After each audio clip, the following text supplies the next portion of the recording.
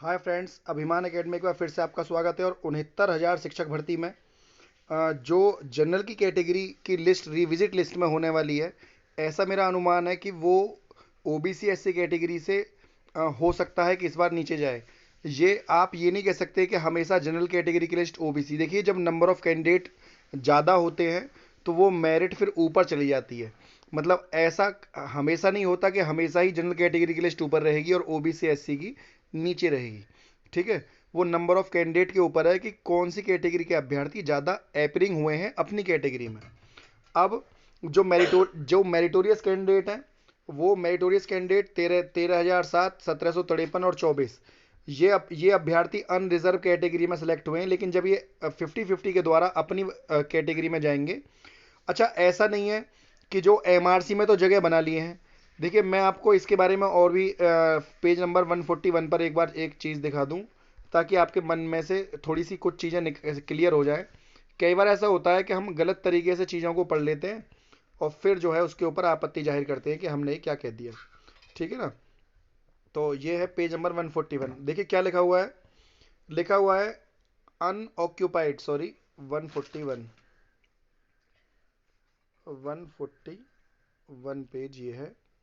देखिए लिखा हुआ है कि as regard allocate district of the preference MRC candidate have to be only treated nationally nationally as reserve category candidate for the said purpose allotment the district. मतलब district choose करते time उनको reserve category में रखा जाए। And they can option for a seat earmarked for the reserve category. ठीक, as to be not disadvantage him against the less meritorious reserve category. मतलब यहाँ पर लिखा हुआ है, देखिए इस लाइन को जरा ध्यान से देखिए। So as to not to disadvantage him, उसको इसका अनुचित लाभ ना दिया जाए against less meritorious reserve category candidate. जैसे किसी के कम नंबर है, उसने अपना डिस्ट्रिक्ट चूज किया है, और ये अभ्यर्थी है एमआरसी वाला, इसने भी अपना डिस्ट्रिक्ट चूज किया है, तो ऐसा नहीं है कि अनरिजर्व में काउंट होगा। इसने अगर अपना डिस्ट्रिक्ट चूज किया है, होम डिस्ट्रिक्ट, तो इस और इसकी अपने होम डिस्ट्रिक्ट की मेरिट इसकी नीचे जा रही है एमआरसी कैंडिडेट की, तो उस ऐसा नहीं है कि उसको डिसएडवांटेज हो जाए, उसको कोई नुकसान हो जाए और उससे कम नंबर वाले को अपना गृह जनपद मिल जाए, ऐसा नहीं होना चाहिए। और जो यहाँ पे लिखा हुआ है disadvantage him against less meritorious, जो कम नंबर वाला बच्चा है रिजर्व कैटेगरी का उसके मुकाबले, such MRC shall be treated at the pass of such MRC shall, इस तरह का जो भी एमआरसी क्या होगा, treated as the part of general category only, वो अभ्यर्थी केवल जनरल कैटेगरी में काउंट होगा। तब कौन सी स्थिति में लिखा, ऊपर जो ऊपर लिखी हुई है, इस स्थिति में जब जब वो अभ्यर्थी उतने ही अंक पाकर अपनी कैटेगरी को अगर कूद गया है। आप समझिए, जैसे कि दो कैंडिडेट है ओबीसी एससी कैटेगरी के, इन्होंने कोई डिस्ट्रिक्ट चुना। अब ये डिस्ट्रिक्ट में दोनों बच्चे, ये बच्चा है एमआरसी का और ये बच्चा है नॉर्मल कैटेगरी का। अब ये एमआरसी वाला बच्चा भी चाहता है मुझे डिस्ट्रिक्ट मिले, और ये नॉर्मल कैटेगरी वाला भी जो जो सिंपल ओबीसी एससी कैंडिडेट है, ये भी चाहता है मुझे अपना डिस्ट्रिक्ट मिले। अब दोनों ने ही अपना गृह जनपद चुना है, तो पहली प्रीफ्रेंस जो होगी वो किसकी होगी, एमआरसी वाले की, उसको डिस्ट्रिक्ट मिला जाए। लेकिन ऐसी स्थिति में जब ये डिस्ट्रिक्ट भर गया है, जब ये जिला भर गया है, तो ऐसी स्थिति में जो एमआरसी वाला बच्चा है वो अपनी कैटेगरी को बिलोंग नहीं करेगा, वो फिर अनरिजर्व कैटेगरी में जाएगा। तो यहाँ पे लिखा हुआ है such MRC shall be treated the part of general category only. Further आगे, due to the MRC choice, MRC बच्चे के चॉइस के हिसाब से one one reserve category seat being occupied. मतलब अगर एक सीट रिजर्व कैटेगरी की ऑक्यूपाइड हो गई है, मतलब रिजर्व कैटेगरी के द्वारा, and one seat among the class among the choice, और उसमें से चॉइस में से एक सीट अवेलेबल है जनरल कैटेगरी की, रिमेन्स बच गई है अनऑक्यूपाइड, और वो वहां पर बच गई है, तो क्या लिखा हुआ है, consequently one lesser mark rain reserve category candidate who have choice the among reserve categories affected, लिखा हुआ है। तो जो कम नंबर वाला बच्चा है रिजर्व कैटेगरी का candidate who had choice among the reserve category candidate who had choice among the, और उसने रिजर्व कैटेगरी का उसने वो चॉइस भरी है, is affected as he does not get any choice. ये मैं आपको 6800 शिक्षक भर्ती का ऑर्डर पढ़ के सुना रहा हूं, जिसमें ये बातें लिखी हुई हैं। As he does not get any choice any more उसके पास कोई चॉइस भी नहीं है, ना ही वो भर सकता है कोई choice, as such as to remedy the situation, इस तरह की सिचुएशन में क्या करा जाए, है ना। तो इसकी क्या रेमेडी है, इसका क्या तरीका है, इसको कैसे ट्रीट किया जाए। Provide affect candidate a remedy, the seat would have been allotted to MRC, तो ये सीट एमआरसी कैंडिडेट को दी जाए। ठीक, मतलब एक रिजर्व कैटेगरी का बच्चा है और एक जो है कम नंबर वाला बच्चा है, मतलब वन लेसर रैंक, एक रैंक कम है उस बच्चे की, तो जो seat been allotted to MRC, seat MRC को दी जाए। आगे लिखा हुआ है had not be opted for the seat mean, had he not option for a seat mean for the reserve category to which he belong, जिस कैटेगरी से वो बिलोंग करता है, shall now be filled up the candidate to the reserve category, और वो पहले भर ली गई थी रिजर्व कैंडिडेट के द्वारा। List who stand the loss out the choice of the MRC, तो एमआरसी कैंडिडेट की चॉइस को लॉस होगा, एमआरसी कैंडिडेट जो ने चॉइस भरी है उसको नुकसान हो जाएगा। Which would leave the percentage, और जो परसेंटेज को छोड़ देगा, ऑफ रिजर्वेशन 50% अंडरस्टूड, जो अनडिस्टर्ब, मतलब 50% जो उसकी सीट है उसको अनडिस्टर्ब ना करते हुए, अनडिस्टर्ब ना करने का मतलब क्या है कि एमआरसी मेरिटोरियस जो कैंडिडेट है वो भी अपने आप में एक रिजर्व कैटेगरी का ही बच्चा है, लेकिन यदि उसको अपना नुकसान नहीं होना चाहिए यदि उसने अपना गृह जनपद भरा है, तो जब गृह जनपद के हिसाब से लिस्ट दोबारा बनेगी। देखिए यहां पर ये साफ साफ लिखा हुआ है, इस बात का मतलब ये निकल के आ रहा है, यदि एमआरसी वाला ने किसी ने अपना गृह जनपद भर दिया है और सभी नहीं भरा है, भाई जिसके नंबर ज्यादा है वो अपना गृह जनपद क्यों ना भरे, तो इन बच्चों ने अपना गृह जनपद भर के जो, तो वहां पे मामला फंस गया। क्यों? क्योंकि जो सपोज करिए ओबीसी एससी के बच्चे हैं, और जो ओबीसी एससी के बच्चे हैं उन्होंने अपना गृह जनपद भरा, और और एक बच्चा एमआरसी का है, रिजर्व कैटेगरी का, और एक बच्चा ओबीसी एससी का है, तो एमआरसी वाले ने भी अपना गृह जनपद भरा, और ओबीसी एससी सिंपल जो मेरिटोरियस ज्यादा नंबर वाला नहीं है उसने भी गृह जनपद भरा, तो इस एमआरसी वाले बच्चे ने अपना गृह जनपद भरकर इन ओबीसी एससी वालों की सीट खाली। क्यों?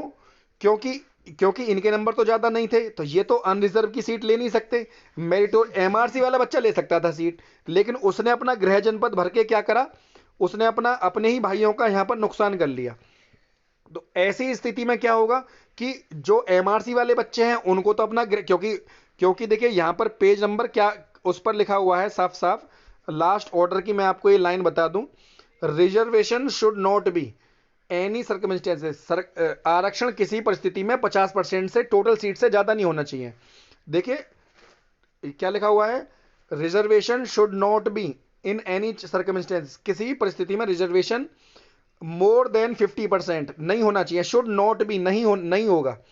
तो ये यहां पर एक चीज और लिखी हुई है 141 पेज पर, देखिए एक गौरव प्रधान वाला केस है, इसके बारे में मैं बात करूंगा, जो ये कहता है कि अगर कोई बच्चा टेट में 90 नंबर नहीं लेकर आया, मतलब अनरिजर्व के बराबर, है ना, ये राजस्थान का केस है, इसका ऑर्डर मेरे पास है, 90 नंबर यूआर वाला नहीं लेकर आया और ओबीसी एससी वाला बच्चा 90 नंबर से कम है, मतलब 82 नंबर पे पास है, तो ये बच्चा फाइन, अगर आप टेट को एटीआरए का हिस्सा मान रहे हो 2019 का, 2019 का, जिसके लिए जो अनारक्षित वर्ग के बच्चे हैं जो कह रहे हैं हम डबल बेंच में जाकर इस टेट को भी लेकर आएंगे कि टेट भी भर्ती का हिस्सा है, क्योंकि जो टेट पास है वही तो भर्ती में बैठे हैं, तो वो इस केस को भी साथ में इसमें एपेक्स करा दिए हैं। इसका मतलब ये है ऑलरेडी इसको डिस्कस कर लिया गया है, तो अगर ये वहां पर गया तो टेट में जिन बच्चों के अगर डबल बेंच में मामला जाता है, जैसा कि अब दोबारा कुछ भाई इसको डबल बेंच में खींच रहे हैं, तो अगर ये वहां जाता है तो टेट में जिन बच्चों के रिजर्व कैटेगरी के बच्चों के 90 नंबर से कम है, और भले ही वो अब इस समय एटीआर में रिजर्व कैटेगरी एमआरसी के बच्चे हों, तो अगर टेट में 90 नंबर से कम है तो वो अनरिजर्व कैटेगरी को बिलोंग नहीं करते फिर, क्योंकि अनरिजर्व कैटेगरी को वो बच्चा बिलोंग करता है, अनरिजर्व कैटेगरी को वो बच्चा बिलोंग करता है जो जिसके टेट में कितने नंबर हो, टेट में जिसके 90 नंबर हो, और सुपर टेट में उसके कितने नंबर हो, सुपर टेट में उस बच्चे के 97 नंबर हो, टेट में 90 नंबर हो, यहाँ 97 नंबर हो, और किसी भी तरह का फीस में या एज में आरक्षण ना लिया हो, वो बच्चा रिजर्व कैटेगरी का अनरिजर्व में माना जाएगा ज्यादा नंबर लाने के बाद। ठीक, तो ये यहां पर ये केस ये कह रहा है, इसके बारे में हम बाद में बात करेंगे, लेकिन सबसे पहले इसका ऑर्डर मैं आपको कल दिखाऊंगा। देखिए सबसे बड़ी बात है कि आप जब भी बात करें आंकड़ों पर करें, बिना आंकड़ों के मुंह चलाना सही नहीं है। कुछ लोग अपने पास से कुछ भी बोले जा रहे हैं। हमेशा ऑर्डर में जो लिखी हुई बात है वही चलती है कोर्ट में, ठीक। देखिए सॉरी, मैं यहाँ पे एक चीज और पढ़ के दिखाता हूं। The balance 50% shall be filled the candidate from their respective category. The balance of 50% shall be filled candidate from their respective reserve category as envisaged under section 31 reserve act. Reserve act के द्वारा पहले वो seat जो है 50% उनको भरा जाए। And the horizontal reservation as provided in the government under should be the applied accordingly. और गवर्नमेंट इसको हॉरिजॉन्टली भरे, मतलब पहले उनको उनका उनका हक दे। और एमआरसी के बारे में मैंने आपको बता दिया कि एमआरसी वाले बच्चे को पहले उसका गृह जनपद मिलेगा, उसके बाद उसके बारे में और बात की जाएगी, ठीक। देखिए यहां पर क्या लिखा हुआ है, मैं आपको ये पढ़ के सुनाऊं। ये लिखा हुआ है, in the case he is able to the match score more marks and the least general. और कम जनरल वाला बच्चा ओपन कैटेगरी का as the competition has not stand the point of time. However the candidate sees relaxation of marks in passing ATR 2019 obviously would not be consider to belong to the meritorious. अगर किसी बच्चे ने candidate relaxation ले लिया है तो वो बच्चा कंसिडर टू बी, देखिए ये लाइन, अगर किसी बच्चे ने रिलैक्सेशन ले लिया है मार्क्स इन पासिंग मार्क्स में, obviously he would not be considered belonging to the MRC meritorious reserve category as not only the competition started relaxation would mean reservation. और यहां पर but this relaxation would mean reservation, लेकिन इस भर्ती में relaxation का मतलब यह है रिजर्वेशन से। किसी भी तरह का अगर किसी बच्चे ने आरक्षण ले लिया है तो वो एमआरसी में काउंट नहीं होगा। एमआरसी में वही बच्चा काउंट होगा जिसने किसी भी तरह का पूर्व में आरक्षण ना लिया हो कि अपनी कैटेगरी में, उस बच्चे को एमआरसी में काउंट किया जाएगा। ये बात इस ऑर्डर में लिख रही है। तो इस आधार पर अब हम कह सकते हैं, पेज नंबर 85 के ऊपर चलते हैं जिसके ऊपर वो टेबल दी हुई है। देखिए ये यहां पर ये है, जनरल कैटेगरी का बच्चा टोटल है कितना, 19,805। 19,805 में से सारे बच्चे जनरल के नहीं है। जनरल का बच्चा केवल केवल और केवल 12,646 है। सॉरी, 12,646 बच्चे हैं जो जनरल कैटेगरी के हैं, 12,646। और इसमें से एमआरसी के बच्चे रिजर्व कैटेगरी के स्पेशल कितने आ गए, 7,159। अब देखिए 69,000 में से 12,000 जनरल की सीटें काट दीजिए, बाकी सब ने हॉरिजॉन्टली और वर्टिकली जनरल की सीटों को यहां पर ले रखा है। तो ऐसी स्थिति में, क्योंकि ये कह रहे हैं कि ये तो एमआरसी के हैं, लेकिन अब एमआरसी को उनका गृह जनपद जब दिया जाएगा, जब सीट, भाई रिविजिट का मतलब क्या है कि उसको पूरे से पूरा जो है ध्यान से देखा जाए। अच्छा, कुछ बच्चे ये कह रहे थे कि हमको जो है 69,000 शिक्षक भर्ती में आरक्षित वर्ग के बच्चे कह रहे थे हमको सीट 18,000 सीटों का नुकसान हुआ है। तो 18,000 सीटों का नुकसान किस आधार पर हुआ है, इस आधार पर क्योंकि एमआरसी वाले बच्चे तो यहां हो गए, तो इतनी ही सीटें जितनी सीटें यहां पर हैं ओबीसी एससी को नुकसान हुआ। लेकिन जब एमआरसी वाले बच्चा जब ज्यादा नंबर लेकर आया है और जनरल की सीट पर बैठा है, तो आप उसको नाजायज कैसे ठहरा सकते हो, तो ज्यादा नंबर वाला है। अगर वो अपना जिला मांगेगा तो सुप्रीम कोर्ट का ऑर्डर है कि उसको वो जिला देना होगा, इसमें लिखा हुआ है, ठीक। इसका भी मैं आपको आदेश अभी पढ़ के दिखा दूंगा कहां पे लिखा हुआ है, क्यों। और ये तो सबको पता है कि एमआरसी वाले बच्चे को अपना गृह जनपद मिलता है पहले, क्योंकि उसके ज्यादा नंबर है। वो उसकी चॉइस होती है कि वो अपनी रिजर्व के, अगर उसे देखिए एमआरसी वाले बच्चे के पास दो ऑप्शन है कि या तो एमआरसी वाला बच्चा जब ज्यादा नंबर का है, या तो एमआरसी के द्वारा चाहे दूर जनपद मिले वो, लेकिन वो अपने भाई ओबीसी के लिए वो सीट छोड़ दे और अपने भले उसे अपना गृह जनपद ना मिले। पर ऐसा बहुत कम होता है, बहुत कम रिजर्व कैटेगरी के बच्चे होते हैं जो अपने भाइयों के बारे में सोचें। वो हमेशा जनरल की सीट ही हथियाते हैं, मतलब जनरल की सीट नहीं हथियाते हैं और अपना गृह जनपद हथियाते हैं वो। और ऐसी स्थिति में क्या होता है कि जो ओबीसी एससी कैटेगरी का बच्चा है उसको सीधा सीधा नुकसान हो जाता है। अब ऐसा ही यहां पर होगा और होने वाला है। तो 12,646 बच्चे जो है यही जनरल कैटेगरी के हैं, बाकी सब जो है ओवरलैपिंग हुई है यहां पर। तो ये जो ओवरलैपिंग हुई है इसी के खिलाफ कोर्ट में, हाई कोर्ट में बात चली थी, और इसी के खिलाफ यहां पर बहुत सारे आदेश यहां पर लिखे हुए हैं। देखिए यहां पर बहुत सारे उनको अपेक्स किया गया है, बहुत सारे आदेशों को। इतना मेरे वीडियो थोड़ी बड़ी हो जाएगी, मैं एक एक करके इनको पढ़ के सुनाऊंगा। तो ये बहुत मोटा मोटा आंकड़ा है। इतने जो बच्चे हैं टोटल, देखिए टोटल एमआरसी वाले बच्चे, यूआर वाले बच्चे, यूआर की सीट में अनरिजर्व में इतने सारे बच्चे 14,000, मतलब उन जो जनरल की सीटें हैं उस मतलब अनरिजर्व की जो सीटें हैं उसमें 14,000 बच्चे एमआरसी वाले हैं। अभी अपने अगर गृह जनपद में जाएंगे तो कितनी सीट है, प्लस जो शिक्षा मित्र हैं 8,000 लगभग 18 के समथिंग, इसमें से 6,064 के करीब शिक्षा मित्र हैं जो दोबारा अपने उसमें जाएंगे कैडर में। तो ऐसी स्थिति में यहाँ पर ये साफ है 34,589 सीटें हैं। इनमें से आप लगा लीजिए 7,149 जो बच्चे हैं ये गलत धारणा बताई जा रही है, ऑर्डर को गलत तरीके से पढ़ा जा रहा है कि जनरल की सीट बच्चे जाएंगे, बल्कि ये इतने बच्चे ओबीसी के एससी कैटेगरी में अपने अपने जो वो हैं जो ओवरलैप कर रहे हैं। यहां लिस्ट में दिखा रहा है कि 14,000 बच्चे ओवरलैप कर रहे हैं, वास्तव में कितने ओवरलैप कर रहे हैं? जो जो बच्चे एमआरसी से आएंगे वो आएंगे केवल 7,149। तो ऐसी स्थिति में 14,784 जो एमआरसी का बच्चा है वो उस अपनी कैटेगरी में से 7,000 उनसे चला जाएगा। तो 7,000 सीटें तो वो हो गई जो बच्चे अपनी कैटेगरी में जाएंगे वापस, प्लस 6,000 सीटें वो हो गई जो बच्चे शिक्षा मित्र वाले हैं। तो ऐसी स्थिति में कम से कम ज़्यादा कुछ बच्चे ओवरलैप भी करेंगे, मैं उसको नहीं मना नहीं कर रहा, लेकिन फिर भी मैं कहना चाहूँगा कि 8,000 प्लस सीटें यहाँ पर जनरल कैटेगरी को जरूर मिलेंगी। ठीक है, जनरल कैटेगरी के बच्चों को अपनी सीट को बचाने के लिए कैविएट दाखिल कर देनी चाहिए। और ऐसी स्थिति में जब कैविएट दाखिल होगी तो देखिए कुछ ये सत्य है कि कुछ भाइयों का जो है .1 .2 से रुक रहा है, पॉइंट मतलब उन बच्चों का केवल .1 कम है या .2 कम है, लेकिन वो उस लिस्ट को देख रहे हैं जो पहले लग चुकी है। लेकिन अब जो रिविजिट की लिस्ट लगेगी वो जनरल कैटेगरी की लिस्ट नीचे होगी और ओबीसी एससी की ऊपर, तब और ज्यादा शोर मचेगा इस चीज को लेकर। लेकिन कोई दिक्कत नहीं है, जब सरकार के पास जवाब देने के लिए है कि जब किसी छात्र की संख्या बल ज्यादा होता है तो उनकी लिस्ट हमेशा ऑटोमेटिकली ऊपर चली जाती है। अब आप लगाइए 12,000 जनरल वाले बच्चे सिलेक्ट हुए हैं 69,000 में से, तो आप समझ सकते हैं जनरल कैटेगरी कहां स्टैंड करती है।